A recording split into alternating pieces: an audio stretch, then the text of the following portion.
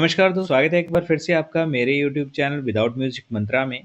आज के इस वीडियो में जैसे कि आपने थंबनेल देख लिया होगा, टाइटल देख लिया होगा, बात करेंगे एक बार फिर से अपने प्यारे हनुमान जी के बारे में, हनुमान जी के एक्सपीरियंस के बारे में।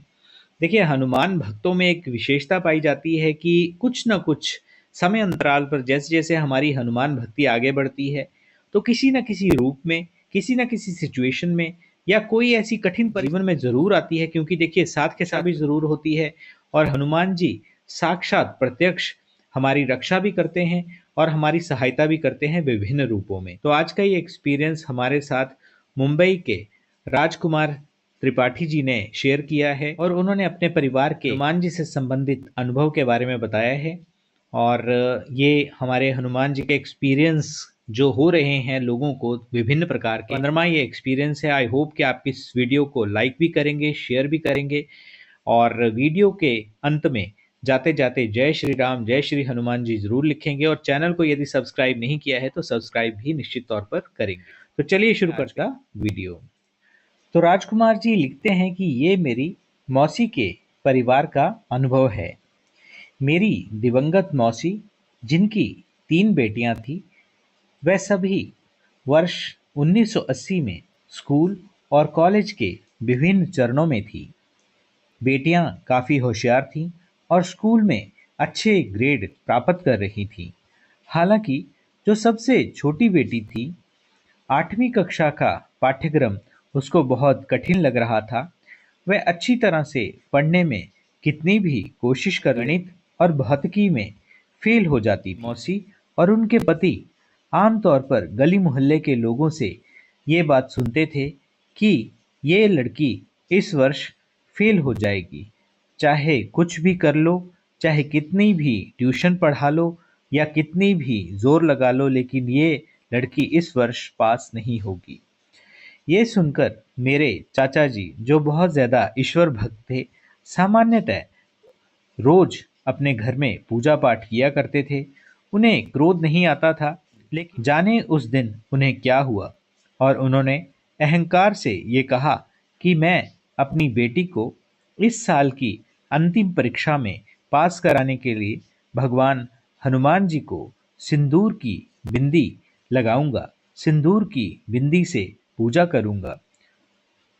इस पूजा में हनुमान जी की पूंछ पर चंदन और सिंदूर की बिंदी लगाने की रस्म थी। भक्त को प्रतिदिन स्नान करने के पश्चात हनुमान जी की पूंछ पर सिंदूर की बिंदी लगानी चाहिए। पूंछ के आधार से शुरू करके पूंछ पर रोजाना सिंदूर की बिंदी लगानी चाहिए, जब तक कि वह पूंछ के अंत तक ना पहुंच जाए। पूंछ के अंत तक पहुंचने में तकरीबन 2 सप्ताह या उससे अधिक का समय लग सकता है। ऐसा कहा जाता है कि यदि आप स्नान, प्रार्थना के रोजाना सिंदूर की बिंदी लगाते हैं, सफलतापूर्वक इस समय को निकालते हैं, तो हनुमान जी निश्चित तौर पर आपकी की गई प्रार्थना का उत्तर अवश्य देंगे। इसलिए मेरे चाचा ने हनुमान जी की पूंछ की तस्वीर पर रोजाना शाम को प्रार्थना के पश्चात सिंदूर लगाना शुरू कर दिया। उनका पूरा परिवार उन्हें ये अनुष्ठान करते हुए देखता आ रहा था। लड़की की परीक्षा के परिणाम 2 सप्ताह में आने वाले थे। मेरे चाचा द्वारा हनुमान जी की पूंछ पर रोजाना सिंदूर लगाने का लगभग 1 सप्ताह हो चुका था। 1 सप्ताह के पश्चात उनके घर में कोई एक परिवार आने वाला था।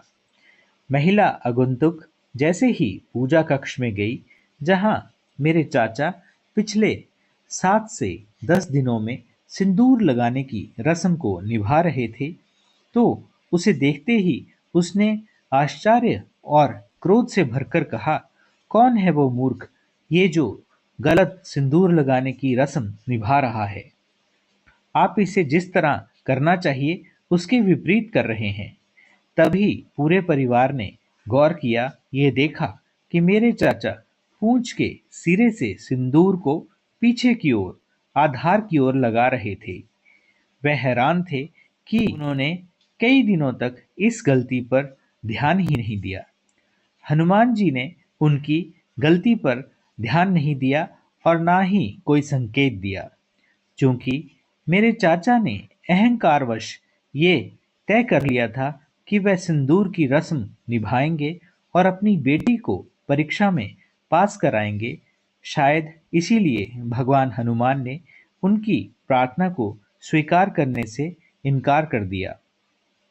ये हम सभी के लिए एक वास्तव में आंख खोलने वाली बात थी। जब तक हम विनम्र नहीं होंगे, भगवान के सामने पूर्णतः समर्पित नहीं होंगे, वह हमें आशीर्वाद नहीं देंगे। अगर हमें उनका आशीर्वाद चाहिए तो हमें शरणागति करनी होगी, खुद को भगवान के चरणों में पूर्णतः तन मन से समर्पित करना होगा। ये उल्टा सिंदूर बिंदु हम सभी के लिए एक बड़ी आंख खोलने वाली बात थी। कहने की आवश्यकता नहीं है कि सबसे छोटी को 8वीं कक्षा में फेल घोषित कर दिया गया। हालांकि बाद में उसने जीवन में बहुत अच्छा प्रदर्शन किया और एक शिक्षिका के रूप में आज पद पर सुशोभित है।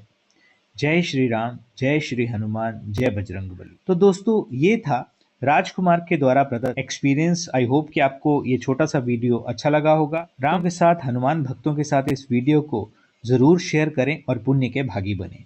आज के वीडियो में बस इतना ही। वीडियो देखने के लिए एक बार फिर से आपका बहुत बहुत आभार, बहुत बहुत धन्यवाद। जय श्री राम, जय श्री हनुमान जी।